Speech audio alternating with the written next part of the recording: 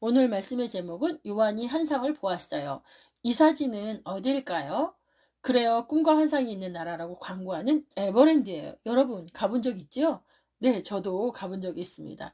에버랜드를 광고할 때 꼭 나오는 말이 있어요. 뭔가요? 꿈과 환상의 나라로 오세요 라고 우리 동물들이 탈을 쓰고 나와서 막 그렇게 광고를 하고 있어요. 오늘 왜 이런 말을 하냐면 이 환상에 대한 이야기하려고 해요. 환상은 꿈하고는 달라요. 꿈은 잠을 자면서 꿈을 꾸기 때문에 그 꿈이 생각날 때도 있고 그렇지 않을 때도 있어요. 여러분도 그렇지 않나요? 꿈은 원래 자신이 평소에 생각했던 것들을 꾸기도 한다고 하기도 하고 전혀 그렇지 않은 경우도 있어요. 그래서 사람들은 꿈은 일정하지 않다고들 합니다. 그리고 꿈을 꾸었다고 해서 현실에서 다 일어나는 것은 아니에요. 그리고 어린이들이 꾸는 꿈 중에서 가장 흔하게 꾸는 꿈은 높은 데서 떨어지는 꿈을 꾸기도 해요. 그럼 어른들이 자주 하는 말이 어떤 말이냐 하면 키가 크는 꿈이라고 말해요.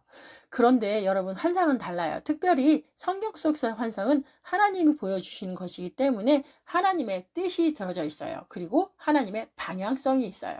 그리고 환상은 기도 중에 많이 보여주시는 것 같아요. 다니엘도 그랬고 이사야 선지자도 그랬고 지난주에 나는 베드로 사도도 기도하면서 환상을 봅니다. 그리고 오늘은 하나님께 말씀을 받은 요한도 기도하는 중에 환상을 보게 됩니다. 이처럼 꿈과 환상은 다르답니다. 그러나 꿈도 요셉 같은 사람들은 계속 꾸기 때문에 다르긴 하지만 그래도 꿈도 하나님이 주시는 거예요.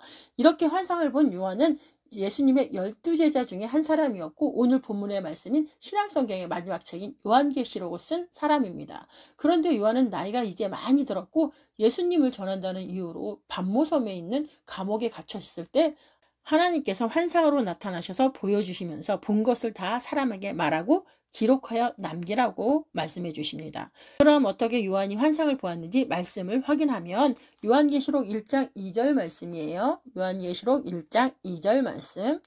요한은 자기가 본 것을 다 증언하였습니다. 그것은 예수 그리스도께서 하신 진리의 말씀, 즉 하나님의 계시입니다. 라고 요한은 자신이 다 본 것을 즉 하나님의 계시의 말씀이라고 말합니다. 여기서 계시란 앞으로 일어날 일에 대한 말씀입니다. 이처럼 하나님이 보여주시는 것은 하나님이 앞으로 무언가를 하시겠다는 말씀입니다. 그럼 요한은 왜 감옥에 갇히게 되었을까요?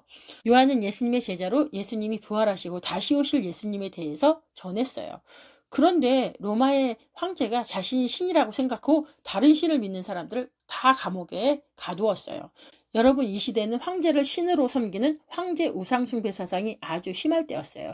그러니까 예수님을 믿는 사람들은 절대로 다른 신에게 절하거나 제사하지 않으니까 로마 황제는 안 되겠다. 예수 믿는 자들 다 잡아서 감옥에 가둬야겠어. 내가 신인데 다른 신을 믿어? 신은 하나야. 이렇게 생각했던 거예요. 그래서 핍박이 심해지게 되고 예수님을 전하는 사도들은 제일 먼저 잡아다가 감옥에 가두고 죽게 했어요.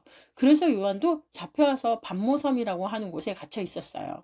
이 반모섬은 바위투성이의 동굴로 이루어져 있는 그런 감옥이에요.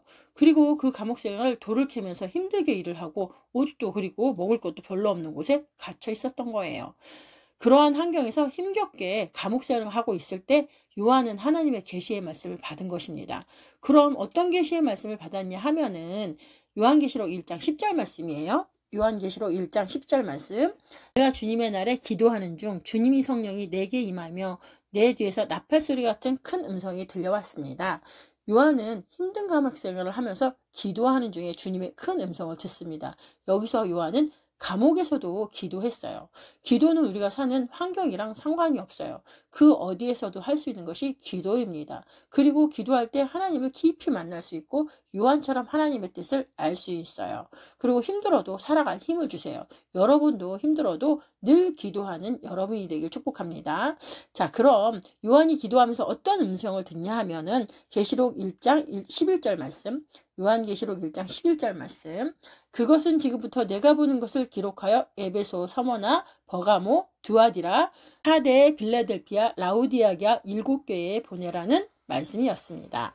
말씀처럼 교회들에게 내가 보이는 것을 기록하여 소아시아 7교회에게 보내라고 말씀하셨어요. 어디냐 하면 지금 이 지도에 보이는 것처럼 에베소, 서머나, 버가모, 두아디라, 사대, 빌라델피아, 라우디아 교회입니다. 왜 하나님은 이 7교회에게 편지를 하라고 했을까요?